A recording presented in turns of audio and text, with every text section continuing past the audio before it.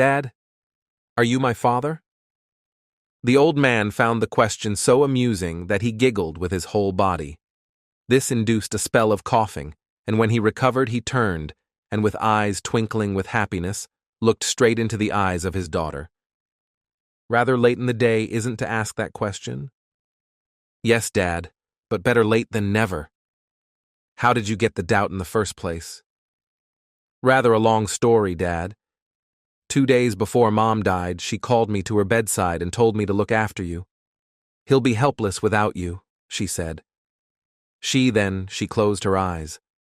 I thought she was sleeping, but she was not. She opened her eyes and looked intently into mine and said, "But for his generosity, Prithu, you would not be alive today." I didn't quite understand what she meant by that. I had to ask her. I was framing the question in my mind when she once again closed her eyes. This time, from the way she was breathing, I knew she was asleep. The next day she became comatose, and the day after, she died. It is 4 years since then, and I have been thinking about it. She did not say, "You owe your existence to him." A silly thing to say, undoubtedly, but one can understand from one who was on the verge of coma. She said, "But for his generosity, you would not be alive." And she said it very earnestly. It was not any platitude. The word generosity had meaning. That is what has made me ask that question. No, Prithu, you have not told me all. What your mother said was very intriguing, but for a daughter to doubt her paternity from that one statement is going too far. You have to tell me more. She hesitated, but suddenly made up her mind to make a clean breast of all that she has been harboring for a long time. Well, Dad, you and Mother were great friends, but not lovers. The old man laughed. First you ask me if I am your father. This profound question follows another equally profound. What do you mean when you say that your mother and I were just friends and not lovers? You have to explain. Prithu was prepared. Dad, a man and a woman, even a husband and wife, can be lovers without being friends, and friends without being lovers. Agreed? First, you must define what you mean by lovers in this context. By lovers, I mean that package in man-woman relationship that has sex at its core. To put it in a nutshell, you say that your mom and I did not have sexual relations. Yes, Dad, from the time I was aware of such things anyway. Do children know that their parents are or are not having sexual relations? They do, Dad, but that may not fully explain my question. Maybe some sixth sense is operating. So this question has been simmering within you for 4 years. Not simmering. It is just to satisfy a curiosity. The answer, whatever it is, will not make any difference. And you waited and waited, and when it appeared that the chance might go away forever, you asked. No, Dad. Doctors do not think you are in any danger. Well, you have asked a question, and I have to answer. I will. This conversation took place in 4th-floor balcony of a large block of flats in a posh residential area of Chennai. It was a sumptuous flat. The balcony was a deeply recessed, spacious area extending the whole breadth of the house and furnished like a sitting room. Part of it extended out as a covered balcony. The room was full of memorabilia from the army. The old man had the quiet dignity and the glitter of authority in his eyes that one associates with retired colonels. Even when he sat relaxed on the cane chair, he held his back straight as if on parade. His feet that were up on a moda, covered with a blanket for it, was a cold December morning, and a stiff breeze was blowing across the hall. On a small stool by his side were an inhaler, some bottles of medicines, and on a table against the wall were more bottles of medicines, a thermos flask, and a glass tumbler. By the side of the table there was an oxygen cylinder now not in use. The veteran was apparently suffering from respiratory complaints. Seated by his side on a cushioned chair was a woman of about 35. She was somewhat plump, with a pretty and cheerful face. "Doctor has asked you to talk as little as possible," reminded his daughter. The old man laughed. "In that case, you should not have asked your question." Please permit me to unask it then, said the woman laughing as she arranged the pillow on which the soldier's arm was resting. That is not be possible, Prithu. I have to tell you, or else I will not have any sleep tonight. I have no difficulty breathing now. It bothers me only at night. It's time for warm soup anyway, said Prithu. I'll get your regulation mugful. You can tell your story as you sip it. She went in and was soon back with a tray on which rested a large steaming mug of a design that must have been in vogue when the old man was a second lieutenant. He liked it hot. He held the hot mug with a hand towel and blew on it and sipped. He declared the soup perfect. It is a secret, said the colonel, that Mithu and I have not shared with anyone. It is not proper that it should be with us. You have a right to know. The incidents I allude to happened when I was in headquarters in Delhi. Social life in these family stations was regular rounds of visits, meeting at the club, dining and dancing. It is the pattern set by the British, and we found it to our liking and continued it after the British left. There was no reason to discard it. There were changes, of course, but the essentials remained. Our former colonial officer, in order to impress us of their superiority and thereby claim the right to rule over us, had built up standards of behavior to which they strictly adhered. Their colleagues will accept them into the fold only when they followed those codes. After independence, we did the same, and it is this self-imposed internal control that has kept the army unaffected by the corruption that association with politicians has rubbed off on the bureaucracy and the police. We were proud to belong to one of the best armies in the world. Our only fear was that the visitor we were introducing into the club might be ignorant of our Western table manners.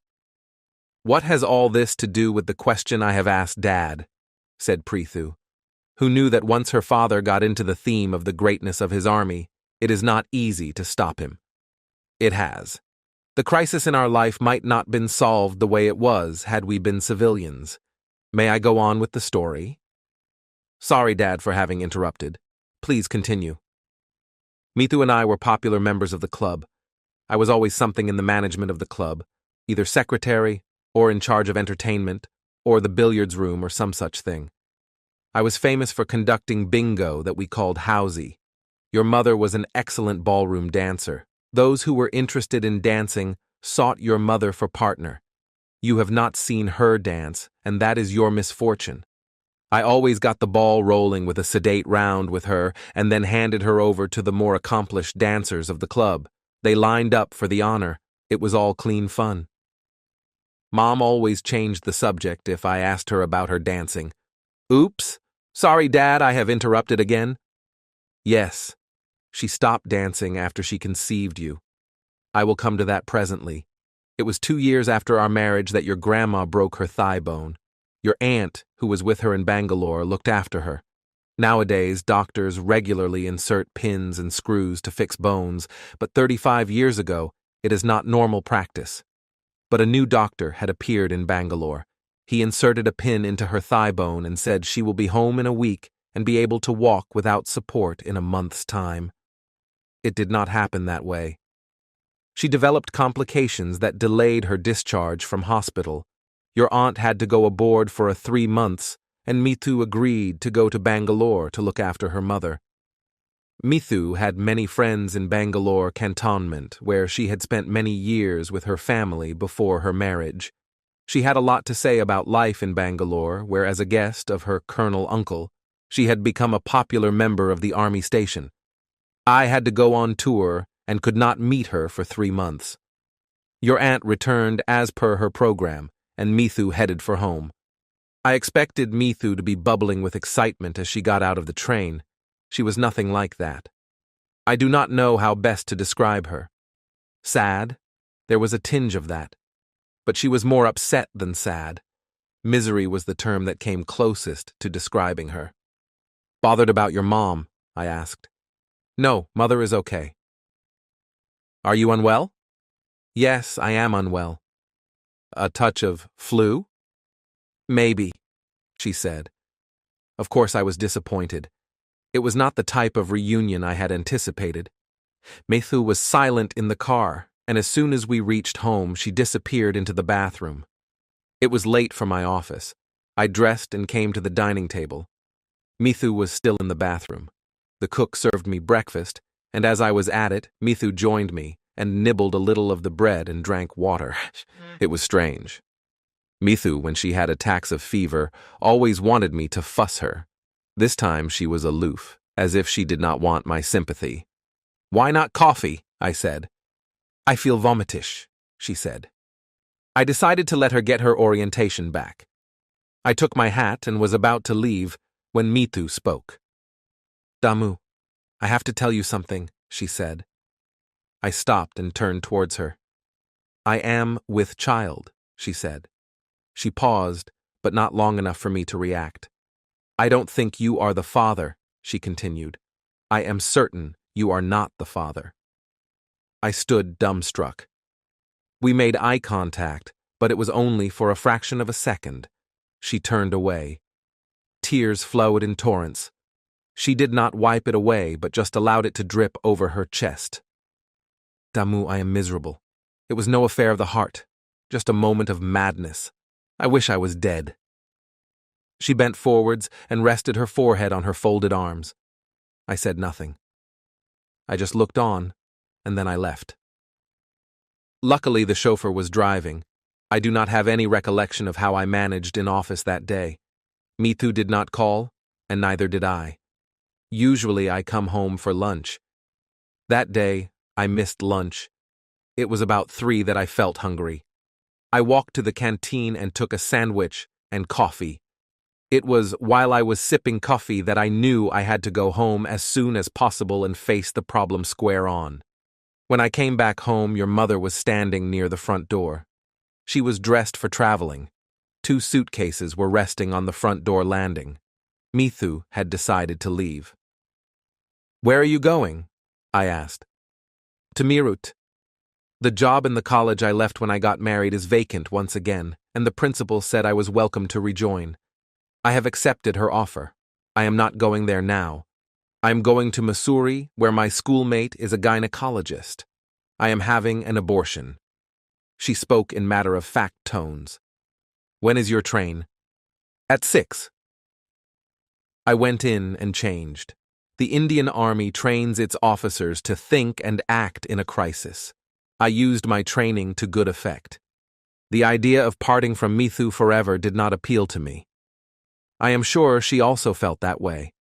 We had known each other for only 2 years, but we had nothing but fun in those 2 years. Mithu had decided on doing what she considered the decent thing. I had to respond. The ball was in my court.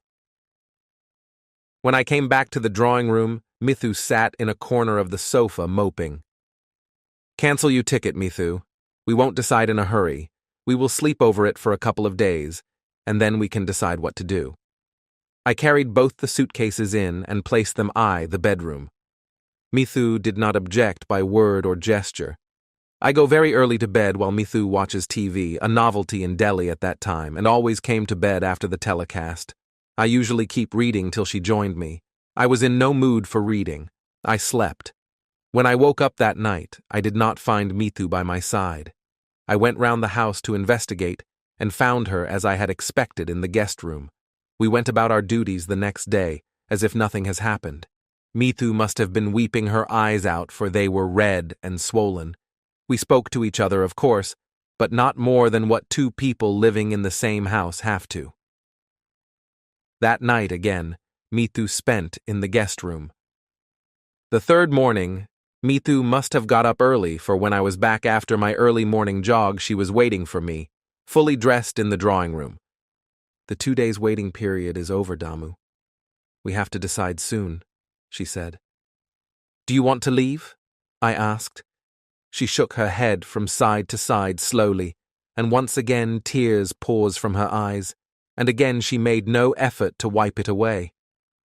"Then don't," I said. "But I have to go to Missouri," she said. "Do you want to do away with the baby?" "I don't know."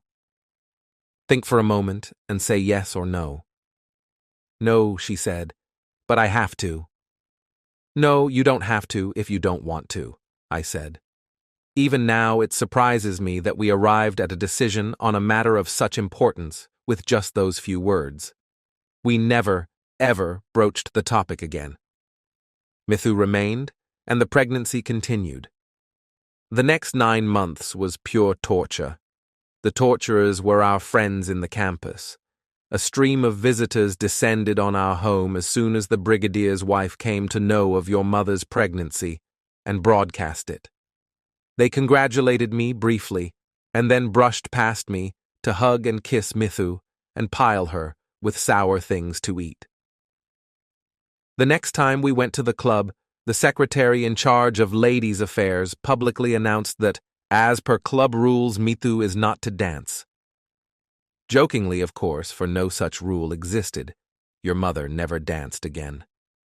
Mithu did not get even one bit of the support that wives expect to get from their husbands when they are in the family way. Mithu never invited me to feel your kicks against her womb. The traditional late 9th month ceremony when the soon-to-be mother's forearms are loaded with glass bangles went off in great style. After that, it was the wait for the pains to start. One morning, Mithu called to say that the pains had started, and I arranged for the hospital to send her the ambulance. In view of her athletic habits, the obstetrician had predicted an easy, normal delivery. 3 hours later, the obstetrician herself called to say that Mithu had delivered a girl baby. My office superior came to know of it and ordered me to leave office at once.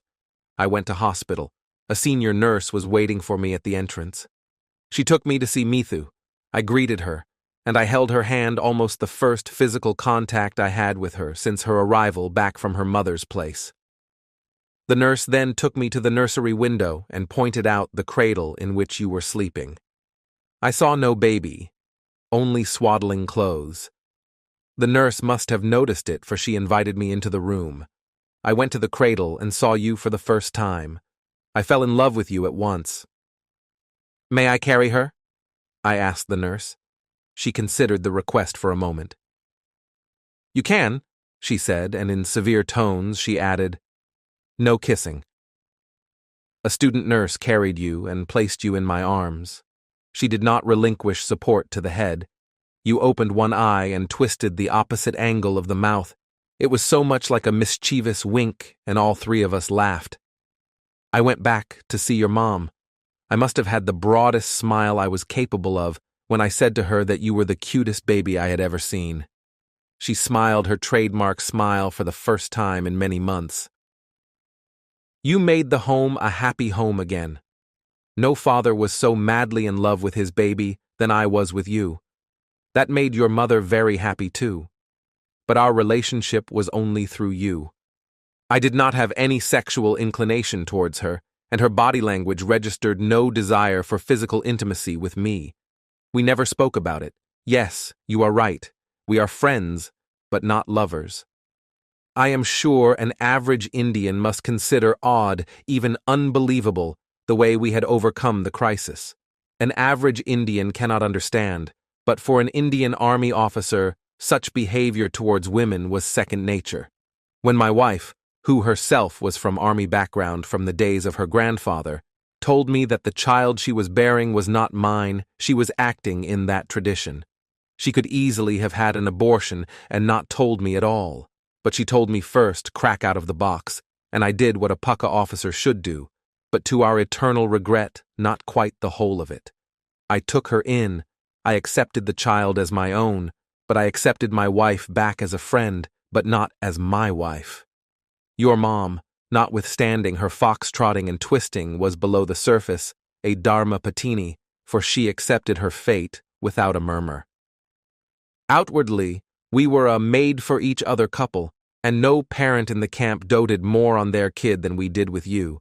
But our love for you did not extend to providing you with brothers and sisters to play with. That's all Prithu.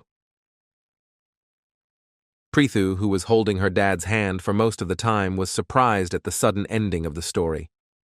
"Is that all, Dad? Rather a sudden ending?" "I am an old soldier, Prithu, not a storyteller. I have no skill in rounding off a story the way you expect it to." When I had told what I set out to tell, I stopped. I am sure you have analyzed in depth and have come to some conclusions. He was silent for quite a while. Daughter waited silently. She knew he had something to say. Then he spoke with deliberation. I feel that Kipling was dead, right when he said that east is east and west is west, and the twain shall never meet.